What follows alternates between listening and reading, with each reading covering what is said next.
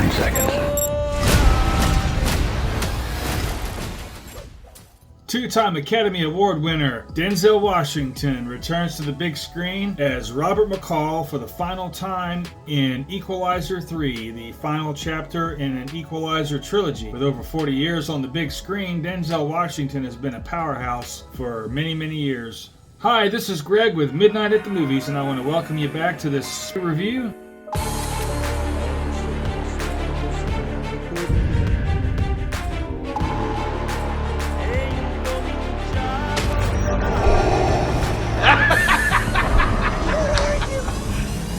Serious? So the origins of the Equalizer can actually date back to the early 80s, actually 1985, with an original TV show that starred Edward Woodward, which is kind of a tongue twister. Edward Woodward. Anyway, if you can say that 3 times fast, let me know. Both he and Denzel both kind of have a different energy to the character when they portray him, but they're both Robert McCall. CIA agent Emma Collins is played by actress Dakota Fanning. Alongside her role, we have her boss, who is played by David Denman, and he's playing Frank McCoy. So they're trying to solve the crime that happens at the beginning of the movie. And another supporting character is our doctor friend. Now he's played by Ford versus Ferrari alumni, who he played Enzo Ferrari in that film. His name is Remo Gamore. So anyway, that's some of the cast. Let's move on. So the movie opens and we find this gentleman whom we are not privy to who he is with his son apparently, and they're heading back home and they're just driving along. Everything's looking pretty normal, and they get back to this beautiful palace of a home, and when they get back they can already see that there's been some things going on. There's some dead people laying around. They're not sure how many people have invaded. He goes into the house. Robert McCall is seemingly captured, and you think this guy that has him is the main villain. He's definitely not looking like he's getting out of this. And the next thing you know, boom, he's getting out. He frees himself, takes care of these bad guys, nice, tidy. You think everything's going to be good, and then the next thing you know, boom, he gets shot.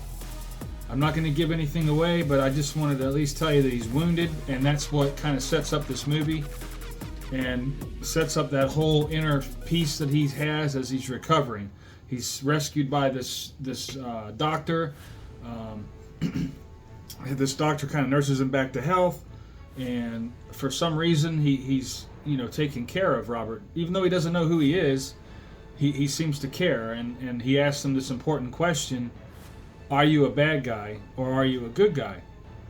And we aren't told this answer, and we're not told the reason why he helps him, but Robert McCall slowly coming back to health, and he gets to know these people in this town, this little small village that's, it's in the Amalfi Coast. So while McCall is recuperating from a wound that he sustained in his initial actions of the beginning of the film, he starts to get to know all the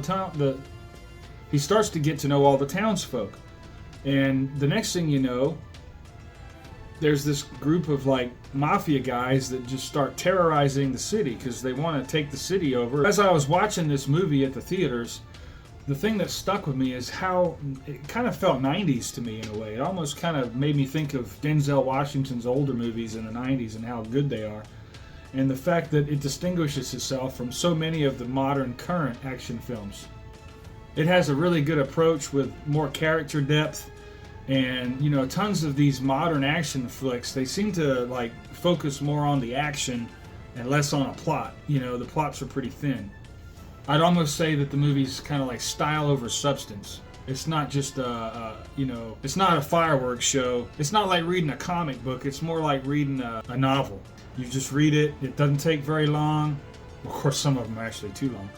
And it's just a lot of flash in the pan stuff. So I think the Equalizer 3 is quite different than Equalizer 1 and 2 in tone.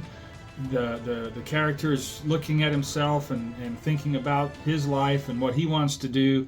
He kind of wants to change his life. He's getting to know all these people in the village, and he's really getting a really feeling that he wants to stay here. This is where he belongs. But then what happens is the village, it starts getting terrorized by this group of mafioso guys. So the pacing of the movie is pretty good actually. It feels slow at times if you're used to more quickly cut together films that just keep the action going every other scene. But this movie is kind of more plot driven, and more character development seems to come out with, building more on Robert McCall's character. I feel like they kind of make you feel like you can get to know him better, and I really was there with him and felt like we were, taking this character to another level based on his inner turmoil and wanting to change and do things, better, kind of retire. So meanwhile, while he's doing all of this and recuperating, the CIA are investigating what he did. Basically, at the beginning of the movie, they're kind of thinking, what's going on here? I'm not going to get too deep into all the little details. That's for you to watch the movie and find out. However, basically, they're hunting for Robert McCall. One of the two agents, played by Dakota Fanning, she, gets a phone call from him, and they trace it to him, and so she starts trying to do that whole Columbo thing, if you're familiar with Columbo, and prod him for information and try and find out if he is in fact the guy that they're looking for. Of course, he doesn't tell him that, but he seems to try to help her along the way. And so the villains in the movie are very important to me, and a lot of times, and I think I've mentioned it, you're only as good as your villain. So in this movie, there's one main villain, and then his brother is sort of like the henchman. That's sort of like the status quo from the James Bond formula, where you have like the main villain and then his henchman, the guy that actually is going out there and causing the havoc. So that's kind of how this one's set up. And the main villain, I'm not going to give away, I'm just trying to keep this spoiler free, but the organization that they're involved with is called the Camorra, which is an actual real mafia organization that's over there in Italy and Sicily and over in that area, that's been in existence since the 1700s. So I think that adds a lot of depth to the movie by using real elements and making it more grounded in real stuff that I really can, get my teeth into and take a good solid bite and go, yeah, this tastes really good. This is really good stuff. I'm really enjoying what they're doing with this movie. The first two movies, I really like those as well, but this one really kind of takes them to a different place and a different level almost. I think this is actually the best movie out of the three, in my honest opinion, and I'll kind of rate these towards the end of the video. So I really want to reassure all you skeptics out there that the end of the movie does hold up pretty good. It's a pretty good ending. It's not as over the top as you would think, like as Expendables would be, or a James Bond movie or anything like that, where it's just boom boom and just so big. This one's not as big, but there's really some cool fights in there, some cool stuff. It's not, I wouldn't say it's quite like a John Wick movie. It's kind of like a toned down, more realistic version of that, where he is actually kind of a similar character in some ways, and what he does, he actually feels like is right, and it is right what he's doing. He's taking these people that are just totally, evil, I guess is a strong word, but these bad guys, and just taking them out. It's just well done.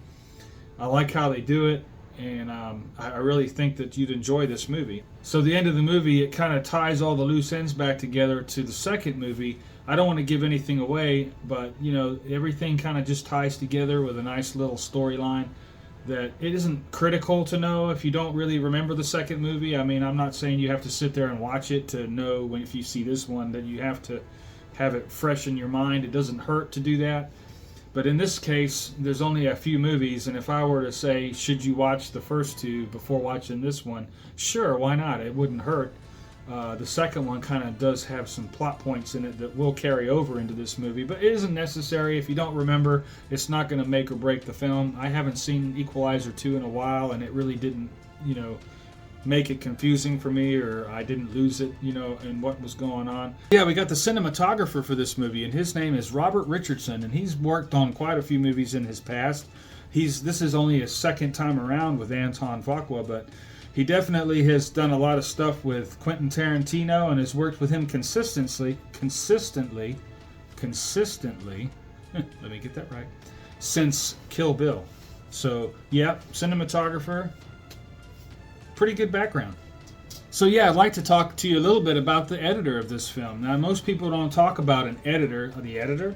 Well, he's the guy that actually puts the pieces of the puzzle together and gives you what you get as far as like the piece, the finished product. You know, you get a whole bunch of footage, and believe me, I know from doing this YouTube channel has really taught me a lot about how long it really takes to make this. But yeah, he's been around for a long time. So I mean, he's done everything. He's worked on movies like Return of the Jedi, Terminator 2. He's worked on Empire Strikes Back, Raiders of the Lost Ark. Probably wouldn't believe it, but he also edited Spaceballs. Now, if you haven't seen Spaceballs, go. If you like a good, funny movie that poking a little fun at Star Wars and Star Trek and all those space movies, check out Mel Brooks' Spaceballs, and that was also edited by this same guy right here that did this movie. I mean, it's it's these little things that I find fascinating. And of course, lastly, I'd like to mention the writer of The Equalizer, which is Richard Wenk. Now, Richard Wenk, it's worth noting, is also working on an upcoming film called Kraven the Hunter. So if you are a fan of the Spider-Man movies, the MCU movies, any kind of superhero movies, and there's a lot of them. And you may not know this, but Richard Wenk also wrote Expendables 2. And that's definitely the other type of action movie that I was talking about, where the over the top action, non-stop, is there a plot here kind of movie? Not sure. I don't think so. I don't know. Is that a plot? Could be. And so yeah, let's do a quick rating of the Equalizer movies before we call it done. So yeah, I would definitely give Equalizer 3 a nice, good, strong 8.5. Yeah, that's a really good score. This is a most excellent film. I highly recommend it. As far as the other two go, let's tie them in together. Let's see. Okay, so I would say that the next best one would be Equalizer, the original. And the original Equalizer is, it's more like the original TV show, how it's put together. Almost kind of like the Mission Impossible series, where the first movie is really kind of set up, at least initially, how the TV show was. And then as it goes along, they kind of go away from that and break that formula, which is good. I really like that. But yeah, I would say Equalizer would be a good, strong second place, and I would score that movie as a 7.5. So 1 point less. Yeah, 1 point less, and it's the original movie. That doesn't happen very often. Anyway, and then third place, I would definitely peg Equalizer 2. And Equalizer 2 is a good movie also. I'm not knocking any of these. I would say that they're all entertaining, but if I were to score them, I would definitely make this one last place, which isn't bad. It's not like being last place in the Police Academy series. Yeah, Equalizer 2, I'm definitely pegging that at a strong 7.0. So we got, here we go, Equalizer 3, 8.5, Equalizer 1, 7.5, Equalizer 2, 7.0. That's my score. I'm sticking to it. So, believe it or not, this is just a little extra bonus. This is the only franchise. Well, let me correct that. This is the only movies that Denzel Washington actually did with sequels. If you look at his filmography, he doesn't really do sequels. That's not his thing. And this is the only series where he made not just one, but 2 sequels. So that's telling you something right there. Die Hard, I'm not saying anything. Have a nice little trilogy, 3 movies. You gotta go back and mess it up with, some later films. But Die Hard is another day. Hey, Die Hard is another day. That could be the next one. Anyway, I'll see you guys next next week on Midnight at the Movies. So thanks again, and I'll see you next week.